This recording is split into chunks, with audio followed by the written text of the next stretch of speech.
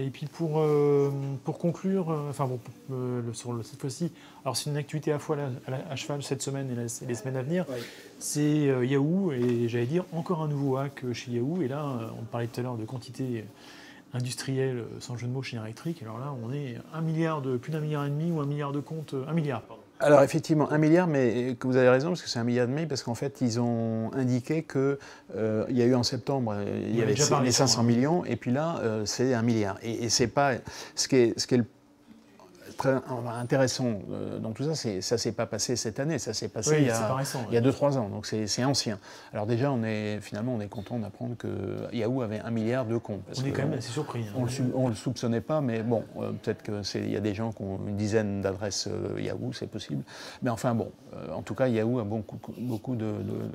Donc effectivement, je pense que quand on dit 1 milliard de comptes compromis, je crois que l'idée, c'est pas qu'il y ait réellement, il n'y a pas eu 1 milliard de données qui ont été subtilisées. Il y a eu à un moment donné la possibilité de récupérer 1 milliard de comptes avec toutes les informations qui sont liées à ce compte, donc le nom, la date de naissance, bon, et les mots de passe, bien sûr. Et les mots de passe.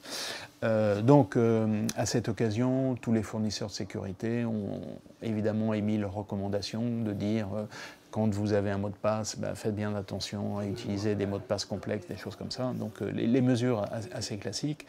Donc, effectivement, ça pose un problème on en parle de manière assez récurrente, sachant qu'on se souvient que Yahoo a été racheté par Verizon l'été dernier, donc 5 milliards de dollars. Donc je pense qu'ils doivent un peu s'arracher les cheveux, parce que quand ils ont racheté, est-ce qu'ils étaient au courant de tout ça? C'est pas évident.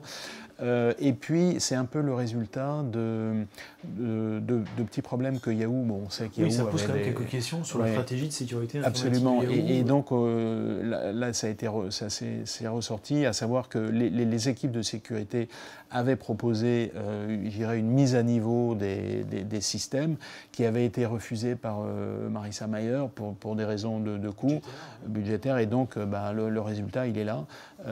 Donc ça veut dire que là aussi, quand on choisit une adresse mail, c'est quelque chose qui paraît tout à fait anodin, mais il faut quand même faire attention aux fournisseurs qu'on choisit, aux mots de passe qu'on met. Enfin bon, il y a quand même ce que l'ANSSI appelle des règles d'hygiène informatique il faudra de plus en plus intégrer, parce que là, quasiment toutes les semaines, on parle de quelque chose de nouveau. Il est sûr qu'on ne recommandera pas à nos lecteurs forcément d'ouvrir un compte chez Yahoo. Voilà, donc maintenant, je pense qu'effectivement, ils vont avoir à gérer les comptes existants et peut-être les transferts de comptes, mais les comptes nouveaux, c'est pas évident qu'il y en ait beaucoup.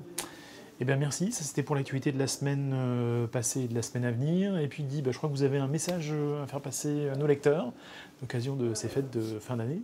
Et oui, Jean-François, effectivement, je voulais souhaiter un joyeux Noël à tous nos lecteurs, les remercier pour leur fidélité, leur dire que pendant les fêtes, la période des fêtes, il y aura un peu la trêve des confiseurs, c'est-à-dire qu'on va ralentir un peu le rythme de nos publications, mais je leur propose quand même de nous suivre régulièrement, car nous allons continuer pendant toutes les vacances à suivre l'actualité, et dans l'hypothèse où il se passerait quelque chose d'important, nous serons toujours présents pour le traiter. Donc encore joyeux Noël à tous nos lecteurs et bonne fête de fin d'année.